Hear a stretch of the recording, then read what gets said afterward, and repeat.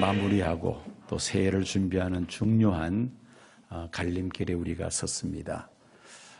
무슨 말씀을 전할까 기도하면서 오늘 디도서 2장 13절에 있는 말씀을 통해서 우리가 오늘 설교 제목을 발견할 수가 있습니다. 13절 말씀을 우리 다 같이 한음성으로 말씀을 함께 읽겠습니다. 복스러운 소망과 우리의 크신 하나님 구주 예수 그리스도의 영광에 나타나심을 기다리게 하셨으니. 윌리엄 마스톤이라는 사람이 발표한 유명한 연구 결과가 있습니다. 3,000명을 대상으로 해서 일생 동안 그 많은 시간을 어디에 사용하는지를 설문조사를 통해서 연구해서 분석해서 결과를 발표를 했습니다. 그런데 그 결과가 사람들이 대체적으로 일생 그 많은 시간에 94% 가까이를 준비하며 기다리는 데 사용한다는 것입니다. 그에 반해서 6%는 자기가 원래 목적했던 그 일을 이루어 나가는 시간, 그 시간이 6%밖에 되지 않는다는 것입니다. 한번 예를 들어 본다면은 우리가 정상적인 이 사회 생활을 위해서 사회인이 되기 위해서 어떻습니까? 유치원부터 시작해서 초등학교, 중학교, 고등학교, 대학교, 또 필요에 따라서는 대학원, 또 박사과정까지 그렇게 많은 이 준비 기간을 갖습니다. 그런 준비를 거쳐서 이제 사회에 진출해서 자기가 원하는 그 일들을 시작을 하죠. 정작 사회인으로서 그런 전문적인 지식을 가지고 자신이 희망했던 그 일을 한다 하더라도 그 시간이 불과 얼마 되지를 않습니다. 여러분도 어떻습니까? 사람을 기다리는데 우리가 참 많은 시간을 사용하죠. 또 기회가 오기를 기다립니다. 또 줄을 서서 기다리고, 이런 기다리는 시간들이 참 많습니다. 그런데 기다리다 보면은 기다림 자체가 그만 목적이 되는 그런 경우도 없지 않아 있습니다. 우리나라는 모든 것이 빨리빨리 잘 처리되는 그런 그 시스템을 가지고 있습니다. 그래서 기다리는 것이 오히려 우리에게는 익숙하지를 않습니다. 줄을 서서 오래 기다려야 할 때는 짜증이 납니다. 그러나 영국이나 유럽 같은 나라에서는 이게 기다리는 게 그게 아주 습관화되어 있습니다. 예를 들어서 인터넷을 집에 그 설치를 하려면은 신청해 놓고 몇 주간을 기다려야지만 설치가 됩니다. 또 사용하다가 무슨 문제가 생겨서 신고를 하면은 며칠 걸려서 기사가 찾아와서 수리를 해줍니다. 근데 우리나라는 어떻습니까? 오늘 전화로 신청하면은 당장 내일 와서 선을 깔아주죠. 또 사용하다가 문제가 생겨서 전화하면은 거의 당일 와서 수리를 해줍니다. 얼마나 이 속도가 빠른지 모릅니다. 이 가전제품 AS도 그렇죠. 가면은 그저 기다리지 않고 바로 처리를 해주는 경우들이 많습니다. 그만큼 우리나라는 빨리빨리 처리하는 그런 시스템이 잘 돼 있다는 말입니다. 그런데 다른 나라에 가보면은 이 기다려야 하는 시간들이 참 많습니다. 뭘 하나 사 먹으려고 해도 줄을 서서 기다리는 것을 너무나도 자연스럽게 그렇게 생각을 합니다.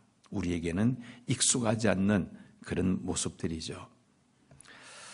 여러분들에게 그림을 하나 보여드리려고 합니다.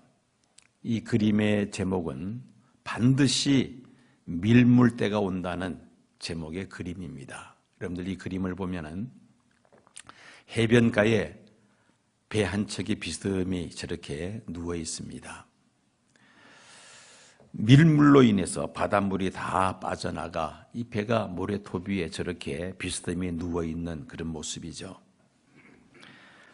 무트에 올라와 있는 이 배는 배로서의 역할을 전혀 할 수가 없습니다. 겉으로 볼 때는 패선처럼 저렇게 보입니다. 그런데 저게 패선이 아닙니다. 이 배가 항상 이런 상태에 있는 것은 아닙니다. 시간이 차면은 다시 바닷물이 올라와서는 배를 물 위에 뜨게 하죠. 시간이 지나면 반드시 이 배는 물 위에 떠서 자유롭게 바다를 항해하는 그런 배가 됩니다. 그래서 이 그림의 제목이 뭐냐면은 반드시 밀물때가 온다는 그런 제목의 그림입니다. 이 그림의 주제는 기다림이죠. 여러분, 바다의 밀물과 썰물은 정확하지 않습니까? 시간이 되면은 물이 빠져나가고 또 시간이 되면 물이 또 들어옵니다. 그처럼 우리들도 이 세상에서 기다리면은 반드시 그 때가 우리에게 온다는 그런 메시지를 주는 그림입니다. 이 기다림에는 두 가지 종류의 기다림이 있습니다. 하나는 희망이라는 기다림, 두 번째는 소망이라는 기다림입니다. 이 두 단어는 미래에 대한 자신의 바라는 그런 공통적인 뜻을 가지고 있습니다. 통상 같은 의미로 두 단어가 사용이 됩니다. 그러나 우리가 신앙적인 차원에서 이 두 단어를 분리해서 설명한다면 희망은 장래에 대한 자기 중심적인 기대라고 그렇게 말한다면 소망은 하나님의 약속의 말씀에 근거해서 반드시 이루어질 것이라는 믿음과 신뢰를 가지고 하나님을 의지하는 것, 이것을 소망이라 그렇게 말할 수 있습니다. 오늘 여러분들에게 복스러운 소망이라는 제목으로 설교를 하면서 제가 의도적으로 희망과 소망을 구분해서 여러분들에게 설명을 하고자 합니다.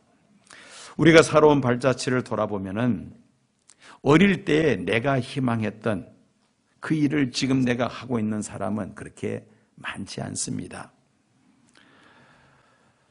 어릴 때 각자가 가졌던 꿈과 희망이 다 있을 것입니다.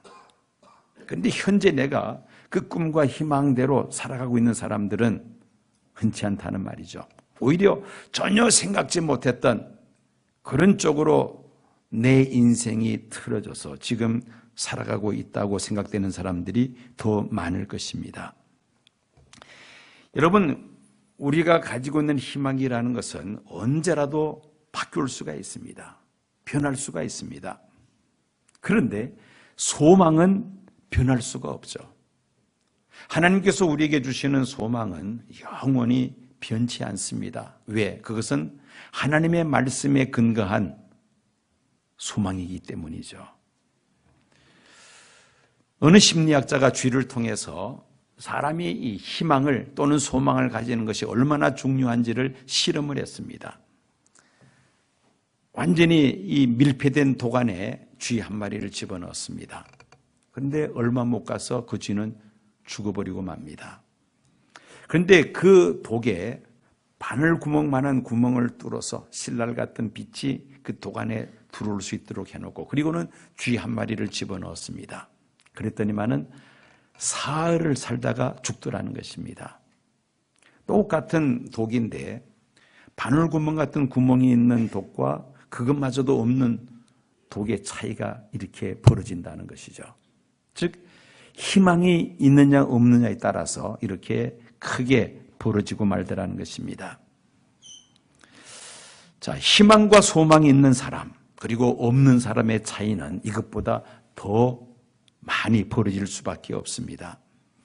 독일의 사회 심리학자인 에릭 프롬은 호모 에스페란스라는 유명한 말을 했습니다. 호모 에스페란스. 이 말은 희망하는 사람, 소망하는 사람이라는 그런 뜻을 가지고 있습니다. 사람은 희망을 먹고 사는 존재라는 것이죠. 사람에게는 반드시 이 희망이, 소망이 있어야만 한다는 것입니다. 에밀 브루너는 유명한 신학자가 있습니다. 이 사람은 사람의 허파에 산소가 계속해서 공급이 되어야 하듯이 우리 사람에게는 희망이, 소망이 늘 공급되어야 살아갈 수 있다. 그런 말을 합니다. 여러분, 헬렌 켈러 하면은 여러분들 머릿속에 번쩍 떠오르는 게 무엇입니까? 삼중고, 즉 앞을 보지 못하는 시각장애, 또 듣지 못하는 청각장애, 그 다음에 말을 하지 못하는 언어장애, 이 세 가지 삼중고를 가지고 살았던 사람이죠. 얼마나 답답했겠습니까? 그런데 이분이 이런 말을 합니다. 소망은 성공에 이르는 신앙이다. 소망 없이는 살아갈 수 없다는 말이죠. 성공적인 삶을 살기 위해서는 우리가 가슴 깊이 새겨야 될 그런 소중한 말씀입니다. 우리에게 소망이 있어야 한다는 말씀입니다. 과연 우리가 살고 있는 이 세상, 또 우리가 살고 있는 이 한반도, 대한민국 어떻습니까? 여러분들은 희망이 보입니까? 인간적인 판단을 가지고 볼 때는 희망이 보이지를 않습니다. 박근혜 대통령 탄핵 후부터 시작해서 북한 핵실험, 미사일 실험, 또 사드 배치를 놓고 중국과의 갈등, 북한 핵미사일 문제를 놓고 미국 트럼프 대통령의 끊임없는 엄포로 1년 내내 전쟁 위기설에 우리가 시달려야만 했습니다. 지금도 내년 3월 또 전쟁 위기설이 돌고 있습니다. 2017년 한 해 동안 미국 사회에서도 가장 많이 매스컴에서 언급되었던 단어 세 가지가 있는데 그것은 북한 핵미사일이라는 단어, 그 다음에 제3차 세계대전이라는 단어, 그리고 세 번째는 핵전쟁이라는 이 세 가지 단어가 미국 1년 동안 미국 사회 매스컴에서 가장 많이 거론되었던 단어라고 합니다. 또 국내 정치 상황을 보면은 어디 하나 우리가 신뢰하고 믿을 만한 그런 정당이 없습니다. 또 그런 정치인도 우리 눈에는 보이지를 않습니다. 2017년은 그렇다 하더라도 2018년도에는 우리나라가 좀 더 나아질 것이라는 기대를 가질 수 있어야 되는데 그런 기대를 걸 수 있는 우리 사회 각 분야에서 그런 곳은 보이지 않습니다. 정치, 경제, 과학, 국방, 남북관계, 한미, 한중, 한일, 외교관계 어느 것 하나 우리가 안심할 수 있는 그런 분야는 없습니다. 불안과 걱정과 근심과 염려에서 결코 우리가 벗어날 수 없는 그런 현실 속에서 우리가 한 해 동안을 살아왔고 또 2018년도 여전히 그런 상황 속에서 살아가야 한다는 그런 현실을 볼 때는 우리가 답답함을 금할 수가 없습니다. 아담과 하와의 범죄로 인하여 에덴 동산에서 추방된 인류는 늘 에덴 동산을 그리면서 살아왔습니다. 이상적인 세계 유토피아를 추구하면서 살고 있습니다마는 그러나 정작 이 세상은 유토피아와는 점점 멀어지는 디스토피아의 세상 속에서 우리가 살고 있습니다. 결국 근본적으로 인간의 죄 문제가 해결되지 않는 한 우리가 살아온 이 지구촌은 갈수록 어두워질 수밖에 없고 혼란스러울 수밖에 없다는 사실입니다. 그러나 우리가 믿고 있는 기독교의 하나님, 천지 만물을 창조하신 하나님은 절망 속에 있는 인류에게 소망을 주시기를 원하시는 분이신 줄로 믿습니다. 그래서 오늘 설교 제목이 복스러운 소망입니다. 예레미야서 29장 11절 말씀 보면은 나 여호와가 말하노라 너희를 향한 나의 생각은 내가 하나니 재앙이 아니라 곧 평안이요 너희 장래에 소망을 주려 하는 생각이라 하나님은 예레미야 선지자를 통해서 말씀하셨습니다.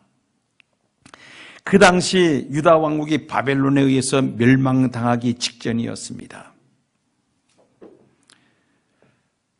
하나님께서 예레미야 선지자를 통해서 말씀하시기를 유다 왕국을 향한 하나님의 뜻은 유다 백성들에게 장래에 소망을 주시는 것이라고 말씀하고 계십니다. 비록 유다가 하나님 앞에 범죄하여 바벨론에 의해서 멸망당하지만 그러나 유다 왕국을 다시 회복해 하실 것이라는 하나님의 예언의 말씀입니다. 근본적으로 인간의 죄 문제가 해결되지 않는 한 인간의 힘으로 이상적인 세계가 건설되지 않습니다. 하나님의 말씀에 불순종하고 하나님을 대적하는 죄를 범함으로 인간은 하나님의 진노를 받을 수밖에 없습니다. 영원히 멸망할 수밖에 없는 인류를 구원하시기 위하여 하나님은 은혜를 베푸셨는데 독생자 예수 그리스도를 이 세상에 보내신 줄로 믿습니다. 오늘 본문 말씀인 디도서 2장 11절 보면은 모든 사람에게 구원을 주시는 하나님의 은혜가 나타나라고 말씀합니다. 여러분, 모든 사람에게 구원을 주시는 하나님의 은혜란 무엇입니까? 예수 그리스도께서 성육신하신 사건입니다. 예수님께서 십자가에 죽으시고 부활 승천하신 일입니다. 이것이 바로 온 인류에게 소망을 주시는 사건이라는 것이죠. 왜 예수님께서 세상에 오셔야만 했습니까? 반복되는 이야기입니다마는 인류의 죄 문제를 해결하시기 위함이었습니다. 죄의 삭은 사망이라고 분명히 하나님께서 말씀하셨습니다. 먹으면 죽으리라는 그 하나님의 말씀대로 하나님의 말씀을 불순종하고 선악과를 먹었던 아담과 하와는 죽을 수밖에 없는 인생이 되고 말았습니다. 흙으로 빚어진 인생은 또다시 흙으로 돌아가야 하는 운명이 되고 말았습니다. 그러나 하나님의 형상을 따라 사람을 지으신 하나님은 우리 사람을 사랑하시되 끝까지 사랑하셔서 독생자 예수 그리스도를 이 세상에 보내셨습니다. 예수님은 우리의 죄를 대신 담당하시기 위하여 십자가의 형벌을 고스란히 대신 받으시고 십자가에 못 박혀 죽으심으로 인간의 모든 죄를 대신 담당하신 줄로 믿습니다. 요한복음 3장 16절 보면은 하나님이 세상을 이처럼 사랑하사 독생자를 주셨으니 이는 그를 믿는 자마다 멸망치 않고 영생을 얻게 하려 하심이라고 말씀하셨습니다. 요한일서 5장 11절 12절 보면은 또 증거는 이것이니 하나님이 우리에게 영생을 주신 것과 이 생명이 그의 아들 안에 있는 이것이라. 아들이 있는 자에게는 생명이 있고 아들이 없는 자에게는 생명이 없느니라고 선언하고 있습니다. 누구든지 자신의 죄를 회개하고 하나님의 아들 예수님을 구주로 영접하면 죄 사함 받을 뿐 아니라 하나님의 자녀가 되고 영생을 얻게 되는 귀한 복을 받게 되는 줄로 믿습니다. 하나님께서 우리에게 예수 그리스도를 통하여 영생의 소망을 주셨다는 말씀입니다. 예수님은 우리에게 복스러운 소망이라고 성경은 말씀합니다. 오늘 본문 말씀인 디도서 2장 13절 보면은 복스러운 소망과 우리의 크신 하나님 구주 예수 그리스도의 영광에 나타나심을 기다리게 하셨으니 예수님이 이 세상에 오신 것이 복스러운 소망일 뿐만 아니라 그 예수님이 다시 오시는 것이 우리에게 진정한 복스러운 소망이라는 말씀입니다. 왜 우리는 예수님의 재림을 기다립니까? 2000년 전에 십자가에 달려 죽으시고 부활 승천하신 예수님께서 우리를 위하여 우리가 거할 처소를 예비하시고 이 세상 마지막 때에 예수님 다시 오셔서 이 세상을 심판하시며 성도들에게는 영원한 하나님 나라를 기업으로 얻게 하실 줄로 믿습니다. 그래서 예수님 다시 오심이 우리에게 궁극적인 복스러운 소망이라는 말씀입니다. 내 속에 있는 모든 죄를 회개하고 용서함을 받음으로 우리는 죄에서 자유함을 누리며 예수님을 구주로 모시고 사니 내 마음속에 하나님 나라 천국이 이루어집니다.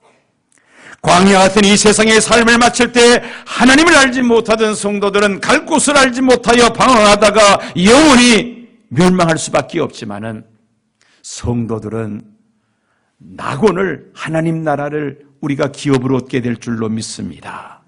세상 끝날에 예수님께서 이 세상에 다시 오셔서 세상을 심판하시며 성도들에게 영원한 하나님 나라를 유업으로 주실 뿐 아니라 그 나라에서 영원토록 주와 함께 왕노릇 하게 하시니 예수님이 우리에게 유일한 소망이요 복스러운 소망이 되는 줄로 믿습니다.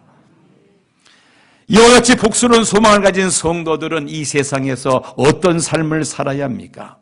오늘 본문 말씀 보면은 두 가지를 우리에게 말씀하고 있습니다. 첫째는 12절을 보면은 세상 정욕을 버리고 경건한 신앙생활에 힘써야 함을 말씀합니다. 희망이 보이지 않는 사람들은 크게 두 부류로 나눌 수가 있습니다. 희망이 없는 사람들은 어떤 삶을 살아가는가? 첫째는 자포자기하는 사람이죠. 앞이 보이지 않고 캄캄할 때에 절망하며 좌절해버리고 맙니다. 두 번째 부류의 사람은 될 대로 되라는 식으로 세상 정욕과 쾌락을 따라 살아가는 사람입니다. 절망적인 상황 속에서 벗어나고자 해도 내가 할 수 있는 일은 아무것도 없다는 사실을 깨닫고는 세상과 타협하면서 적당하게 세상 시류를 따라 살아가는 사람들입니다. 그러나 성도들은 어떤 삶을 살아야 합니까? 12절 말씀 보니까 우리를 양육하시되 경건하지 않은 것과 이 세상 정욕을 다 버리고 신중함과 의로움과 경건함으로 이 세상을 살아야 한다고 말씀합니다. 세상을 향한 모든 정욕을 다 벗어버리며 의로움과 신중함과 경건한 믿음 생활에 힘써야 한다는 것이죠. 두 번째는 14절을 보면은 하나님의 선한 일에 더욱더 열심을 내어야 한다고 말씀합니다. 14절을 보면은 그가 우리를 대신하여 자신을 주심은 모든 불법의 소리를 속량하시고 우리를 깨끗하게 하사 선한 일을 열심히 하는 자기 백성이 되게 하려 하심이라. 하나님께서 우리에게 죄 가운데서 건져내시며 우리에게 복스러운 소망을 주신 것은 하나님의 선한 일을 열심히 하는 하나님의 백성이 되게 하기 위함이라고 말씀합니다. 구원받았으니 이제 적당하게 세상을 즐기면서 살면 될 것이다. 이런 안일한 자세를 취해서는 안 된다는 말씀입니다. 구원받은 하나님의 백성들, 복스러운 소망을 가지고 있는 성도들은 경건한 믿음 생활을 힘쓸 뿐 아니라 하나님의 선한 일을 위하여 더욱더 힘써야 한다고 말씀합니다. 그러면 여기에서 하나님의 선한 일이란 과연 어떤 일을 말하고 있습니까? 나 자신을 위하여 하는 일이 아니라 하나님이 기뻐하시는 그 일을 위하여 힘쓰는 것을 말합니다. 누구나 다 우리가 세상에서 기본적으로 해야 할 일들이 있습니다. 결혼하신 분들은 가족들을 돌봐야 되고 또 직장이나 또 사업을 운영하는 이런 일을 하고 있습니다. 기본적으로 사람들은 다 하는 일이죠. 청소년들은 또 열심히 학교에서 공부하는 일이 있을 수 있습니다. 각자의 형편에 따라서 기본적으로 해야 할 일들이 다 있습니다. 이거를 무시하고 하나님 일만 하라, 그거는 아니죠. 우리가 생활 속에서 늘 하는 일도 어떤 목적을 가지고 하느냐에 따라서 육체의 정욕을 위하여 하는 일이 될 수도 있고 하나님의 선한 일이 될 수도 있습니다. 그러므로 이 목적을 세우는 것이 먼저 가장 중요하죠. 여기에 우리가 플러스 알파를 해서 교회를 위해서 여러 가지 봉사일을 한다든지 또 예수 그리스도의 복음을 위하여 선교 활동 또 사회 봉사 활동 등을 우리가 생각해 볼 수가 있습니다. 이런 하나님의 선한 일을 열심히 하기 위하여 하나님께서 우리를 구원하셨고 우리에게 복스러운 소망을 주셨습니다. 교회는 소수의 유급 봉사자들을 제외하고는 대부분이 다 무급 봉사자들입니다. 2017년 한 해 우리 시온교회 구석구석에서 이름도 없이 빛도 없이 봉사하시는 많은 성도님들의 봉사가 있었기에 한 해를 우리가 은혜롭게 잘 마무리할 수 있게 되었습니다. 교회학교 교사로, 또 찬양대 찬양팀으로 친교실 봉사, 방송실 봉사, 예배위원 봉사, 주차 봉사, 매주 하는 또 실버대학 봉사, 여러 가지 많은 봉사활동들을 우리 성도님들이 구석구석에서 맡아서 수고해 주셨습니다. 2018년도에 역시 또 교회에 많은 봉사자들이 필요합니다. 연말이 되면은 한 번쯤 그런 생각을 하죠. 내년은 좀 쉬었으면 좋겠다. 그런 마음들을 많이들 갖습니다. 교회에서 봉사일을 하지 않는다 해서 나에게 어떤 법적인 문제가 발생하는 것도 아니고 또 큰 불이익이 있는 것도 아닙니다. 그러나 하나님께로부터 복스러운 소망을 우리가 받았기에 힘이 들고 어렵지만은 내년에도 내가 계속해서 맡은 일 충성하며 봉사할 것이다. 이것이 바로 교회 일꾼들의 마음 자세가 아니겠습니까? 하나님은 하나님의 선한 일을 위하여 충성하고 헌신한 자들에 대하여 무관심하게 넘어가시는 분이 아닙니다. 예수님은 약속하셨습니다. 계시록 22장 12절 말씀 보면은 보라 내가 속히 오리니 내가 줄 상이 내게 있어 각 사람에게 그가 행한 대로 갚아주리라. 예수님께서 약속하셨습니다.